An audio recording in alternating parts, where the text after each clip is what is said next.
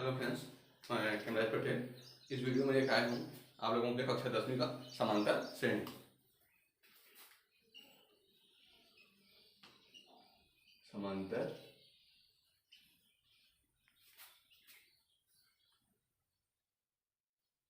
श्रेणी जैसे करते हैं हम लोग अरिथमेटिक प्रोग्रेशन।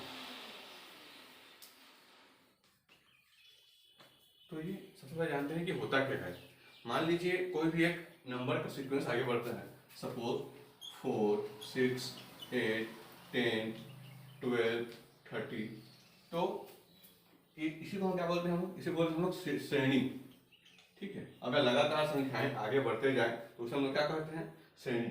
लेकिन एक विशेष प्रकार का इनके भी संबंध, तो उसको हम नाम दे देते हैं, जैसे कि समांतर श्रेणी, हरात्मक श्रेणी और गुणोत्तर श्रेणी। ठीक है, अगर इससे ये दो ज्यादा है, आपका इससे ये दो ज्यादा है, 8 से ये दो ज्यादा है, इससे ये दो ज्यादा है, लेकिन ये इससे 18 का ज्यादा है। तो अगर मैं 4 से लेकर 12 तक की बात करूं तो क्या है, आपका एक किसी न किसी श्रेणी को फॉलो कर रहा है। लेकिन यहाँ पे देख रहे हैं कि ये रूल यहाँ पर टूट जा रहा है। तो आप 30 को इंक्लूड करोगे तो ये कोई श्रेणी फॉलो नहीं करेगा। आप 30 को बात ना करो, सिर्फ यहाँ तक की बात करो तो ये श्रेणी को फॉलो कर रहा है। तो समांतर श्रेणी क्या होता है, हरात्मक श्रेणी क्या होता है और गुणोत्तर श्रेणी क्या होता है, हम लोग ये जानते हैं। जब श्रेणी में कोई समान संख्या जुड़ते हुए, चाहे 2 हो, 5 हो, 10 हो, एक पर्टिकुलर संख्या हर टर्म में आगे जुड़ते जाए या कम होते जाए, या तो बढ़ते हुए जाए या कम होते जाए, तो क्या कहता है, आपको समांतर श्रेणी कहा जाता है। लेकिन जैसे कि आपका 2, 4, 8, 16, 32, ये कैसे मिल रहा है हम लोगों को, आपने इसमें 2 का मल्टीप्लाई किया, इसमें फिर 2 को मल्टीप्लाई किया, फिर 2 का मल्टीप्लाई किया। अगर कोई पर्टिकुलर संख्या को आप उसमें मल्टीप्लाई करते जाते हो या फिर डिवाइड करते जाते हो तो आपको जो सीक्वेंस मिलेगा वो क्या कहलाएगा, आपका गुणोत्तर श्रेणी कहलाता है। और हरात्मक श्रेणी क्या होता है, ये अलग ही प्रकार का एक श्रेणी है। जैसे कि आपकी संख्याएं वहां पे परिमेय संख्या में है, 1/2, 3/4, 1/8।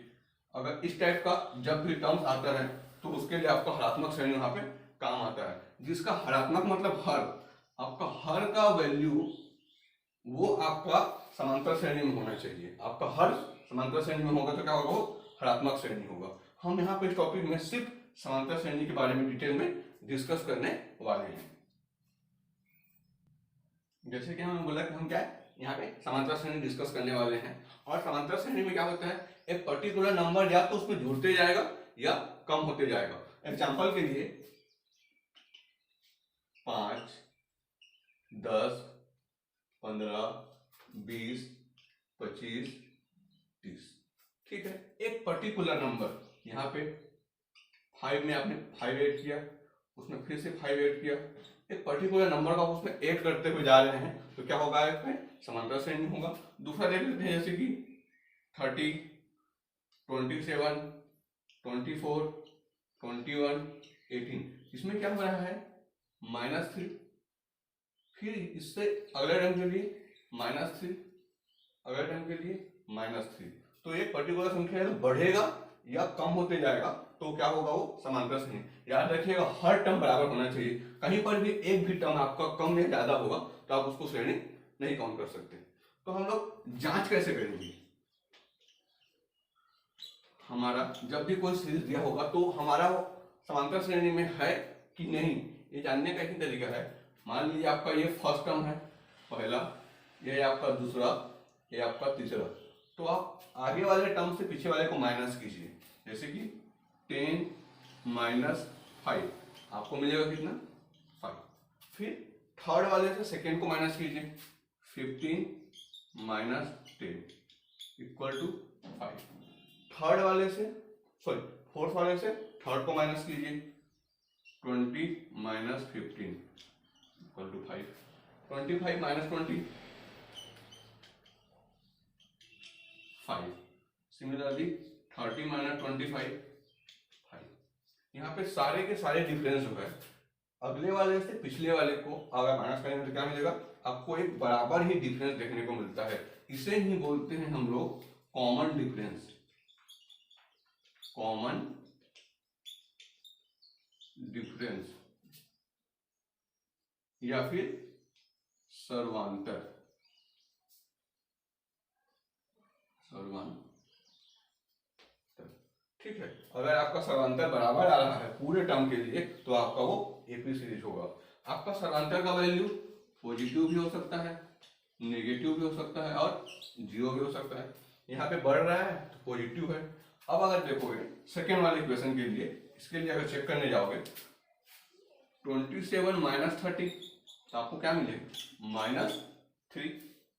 24 माइनस 27 तो माइनस। सिमिलरली आप कर सकते हैं 18 माइनस 21 इक्वल टू माइनस। तो ये वैल्यू आपको पॉजिटिव भी हो सकता है, नेगेटिव भी हो सकता है। जीरो कब हुआ, देखिए मान लीजिए आपका एक टर्म है, सीरीज है 4 4 4 4 4, इसका फर्स्ट टर्म 4 है, सेकंड टर्म आपको कैसे मिला, इसमें आपने जीरो जोड़ा, फिर इसमें जीरो। अगर पूरे के पूरे सीरीज एक ही संख्या है तो भी आप उसको अरिथमेटिक सीरीज बोल सकते हैं। कैसे बोल सकते हैं, भाई इनके बीच का डिफरेंस जीरो है, यहाँ का डिफरेंस जीरो है, यहाँ का डिफरेंस जीरो है, तो इसलिए बोला सर्वांतर आपका पॉजिटिव, नेगेटिव और जीरो तीनों हो सकता है। जैसे कि आपका एक सीरीज है, मान लीजिए 6 10 14 18, ठीक है, तो इसका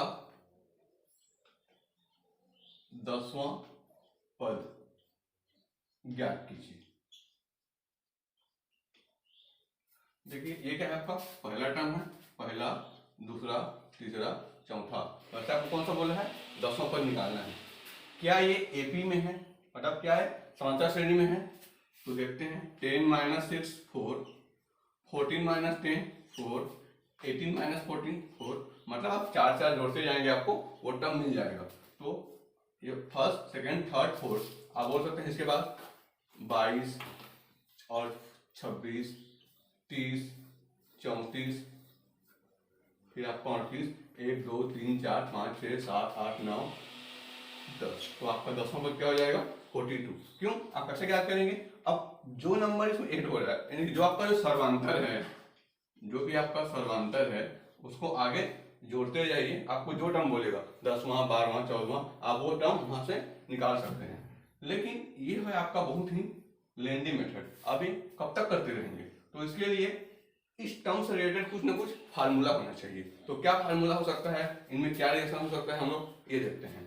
तो जो पहला टर्म होता है हमेशा उसको हम लोग फर्स्ट टर्म या ए स्मॉल ए से डिनोट करेंगे। इनके बीच का जो डिफरेंस है मैं लिख देता हूं, ये आपका प्रथम पद, ठीक है। जो आपका बीच का डिफरेंस है, सर्वांतर है, उसको हम लोग डी से डिनोट करेंगे, डी स्मॉल डी, ये आपका हो जाएगा क्या, सर्वांतर, ठीक है। तो देखते हैं, मान लीजिए मेरा फर्स्ट टर्म है ए, सेकेंड टर्म कैसे मिलता है, फर्स्ट टर्म में सर्वांतर को जोड़ के, तो ये हो जाएगा ए प्लस डी।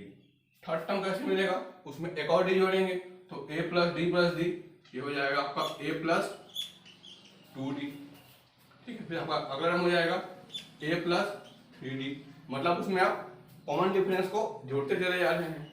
तो अगर मैं ध्यान से देखूं यहाँ पे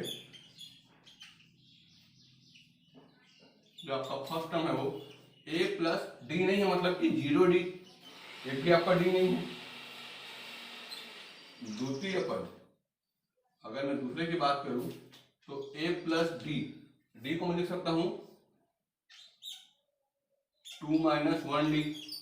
अब जीरो को भी लिख सकते हो यहाँ पे a plus 1 minus 1d। Similarly तीसरा पद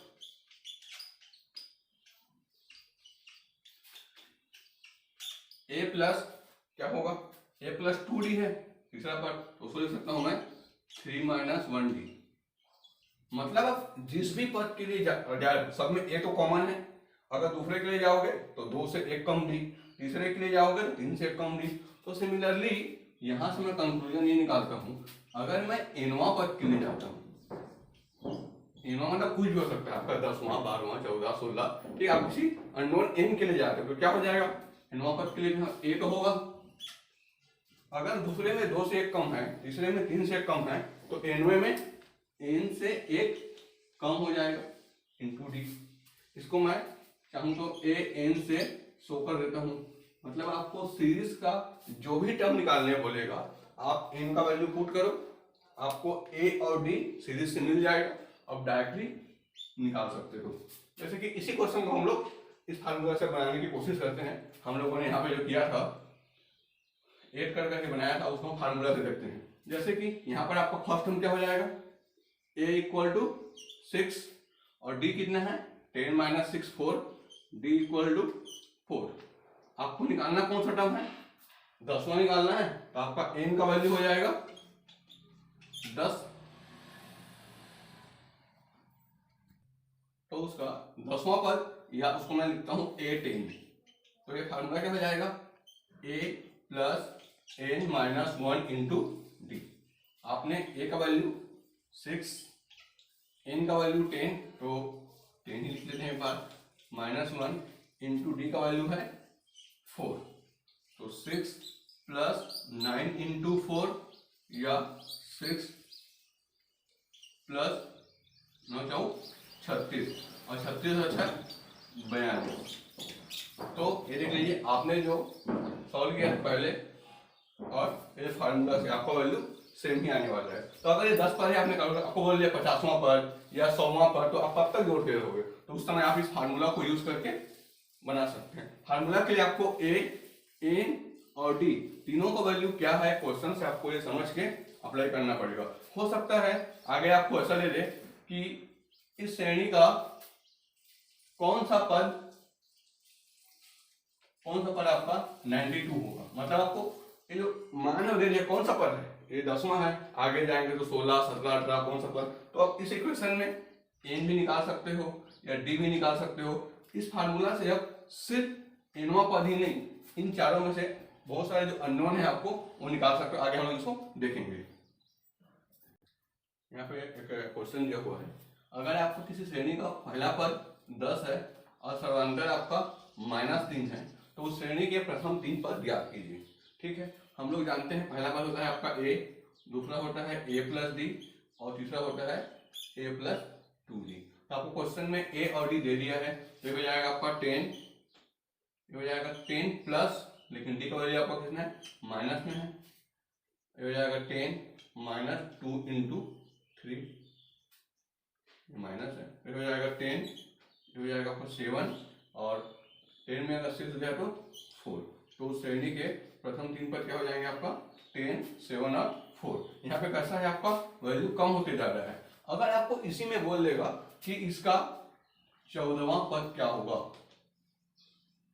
इस श्रेणी का 14वां पद क्या होगा, तो आप 14 बार तक इसको माइनस माइनस माइनस करने की आपको जरूरत नहीं है। आप इसी क्वेश्चन में फार्मूला को अप्लाई कर सकते हैं, a14 मतलब 14वां पद इक्वल टू पहला पद प्लस n का वैल्यू है यहाँ पे 14 माइनस 1 इंटू डी। हम a और d का वैल्यू क्वेश्चन में रख देंगे, 10 प्लस 14 में रख गया तो 13 और d का वैल्यू है आपका -3, मतलब ये हो जाएगा 10 और 13 किया 39 माइनस में, तो आपको वैल्यू मिल जाएगा कितना -29। मतलब अब इसको आगे बढ़ाते हुए जाओगे तो आपको 14वें नंबर के पद में -29 मिलने वाला है।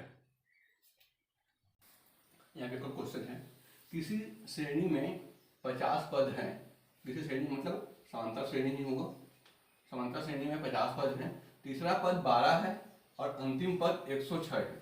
उसका क्या दिया, तीसरा पद 12 दिया और अंतिम पद 106 दिया है, उसका 29वां पद ज्ञात करें। ठीक है, पहले देखते हैं हमें क्या क्या डाटा गिवन है, उसको लिख लेते हैं। किसी श्रेणी में 50 पद है, मतलब कुल पद,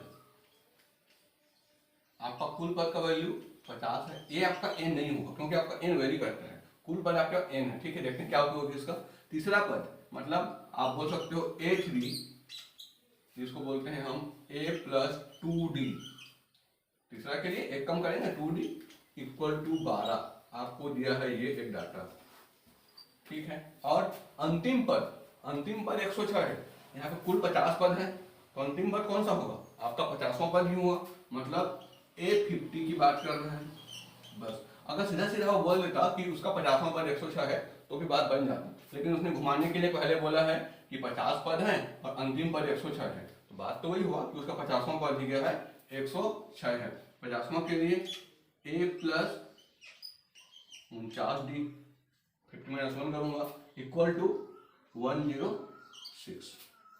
ये है आपके पास दो डाटा, इन दोनों को हम लोग सॉल्व करेंगे और इसको सॉल्व करके ए और डी का वैल्यू हम लोग निकालेंगे, ठीक है। उसके बाद हमें वो पूछा क्या है 29वां पद, 29वां पद हमें निकालना है A29, तो इसको हम लोग A+28D से निकाल सकते हैं। उसके लिए हमें A चाहिए और D चाहिए, तो इसको इक्वेशन नंबर 1 मान लेते हैं, इसको 2 मान लेते हैं। इन दोनों को आपस में सॉल्व करेंगे तभी हमें A और D मिलेगा। तो कैसे करेंगे हम लोग? इक्वेशन 2 में 1 को माइनस करते हैं, इक्वेशन 2 माइनस इक्वेशन 1, तो क्या हो जाएगा A+49D इक्वल टू 106, और ये हो जाएगा A+2D इक्वल टू 12। अगर मैं माइनस करूंगा तो आपका A से A कैंसिल हो जाएगा और आपका बचेगा क्या, 49 से 2 गया तो 47D, यहाँ बचेगा आपका 94, तो यहाँ से आपको D का वैल्यू मिल जाएगा 94/47 इक्वल टू 2, तो आपका D का वैल्यू आ गया 2। इस वैल्यू को चाहे तो यहाँ रख दो या यहाँ रख दो, आपको A का वैल्यू मिल जाएगा। तो इक्वेशन 1 में रख देता हूँ, इक्वेशन 1 में D इक्वल टू 2 रखने पे तो क्या हो जाएगा, A+2 इंटू 2 इक्वल टू 12, तो आपका A इक्वल टू हो जाएगा 12 - 4 इक्वल टू 8। आपको A मिल गया, आपको D मिल गया। आपको निकालना क्या था, A29, यहाँ वैल्यू पुट कर दीजिए, A+28 इंटू 2, ठीक है, 8 का 8 और 28 को 56, और इसको हम लोग सॉल्व करेंगे तो हो जाएगा आपका 64। ये आपका आंसर, मतलब आपके इस जो आपको सीरीज दिया है उसको 29वां पद का मान क्या हो जाएगा, 64 हो जाएगा, ठीक है। देखते हैं इस क्वेश्चन में, क्या समांतर श्रेणी 5, 11, 17, 23 का कोई पद 301 होगा।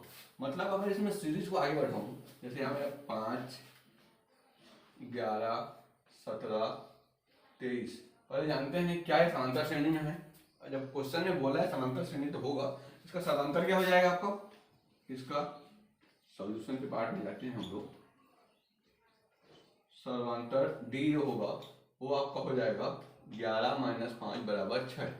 मतलब इसमें आप 6 जोड़ते जाओगे, 23 के आगे अगर जोड़ते जाओगे, क्या कोई ऐसा नाम आएगा जिसमें 301 होगा, चाहे वो आपका 50वां हो, 52वां हो, 60वां हो। तो ये हम लोग कैसे जान सकते हैं, अगर मैं फार्मूले से ये कौन सा नंबर का पद है ये निकालने जाऊं, तो मुझे n का वैल्यू एक पूर्ण संख्या मिलना चाहिए। जब मैं सॉल्व करने जाऊं कि 301 कौन सा पद है, अगर n का वैल्यू दशमलव में आएगा मतलब 301 आपके इस सीरीज में नहीं आएगा, और n का वैल्यू पूर्ण संख्या 1, 2, 4, 10, 15, 20, 22 आ गया तो 301 उस सीरीज में होगा, ठीक है। तो देखते हैं अंतिम पद जो है आपका कितना है, 301 है, बराबर A+n-1 इंटू डी।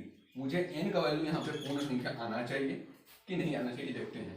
301, a का वैल्यू है आपका 5, n आपको यहाँ पे निकालना है, और d का वैल्यू हमें निकालेगा 6, ठीक है। तो 301 में अगर ये 5 आके माइनस होगा तो आपका बचेगा यहाँ पे 296 इक्वल टू 6 इंटू 9 - 1, ठीक है। a का वैल्यू हमने 5 लिया, n का वैल्यू निकालना है, d का वैल्यू हमने 6 लिया। इसको सॉल्व करते हैं। अगर 296 को मैं 6 से डिवाइड करूं, अगर मैं 296 को 6 से डिवाइड करूं, क्या ये पूरा डिवाइड होगा, 6 × 1 = 6, 6 × 4 = 24 बचा 5 और जैसे कि 296 को हम लोग डिवाइड करेंगे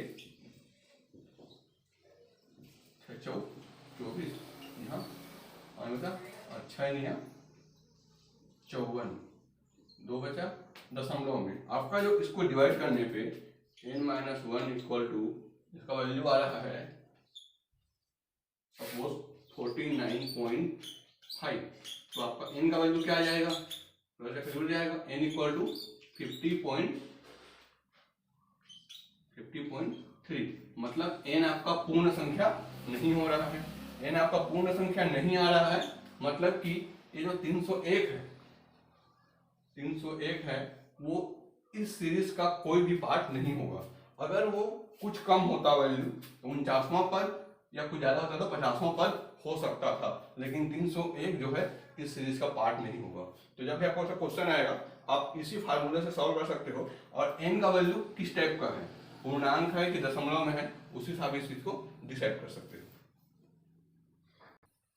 यहाँ पे क्वेश्चन हमारे पास दो अंकों की कितनी संख्याएं 5 से विभाज्य है। दो अंकों की कितनी संख्याएं 5 से विभाज्य है, क्या समांतर श्रेणी का क्वेश्चन है और अगर नहीं है तो हम लोग कैसे इसको इससे अप्रोच से सॉल्व कर सकते हैं।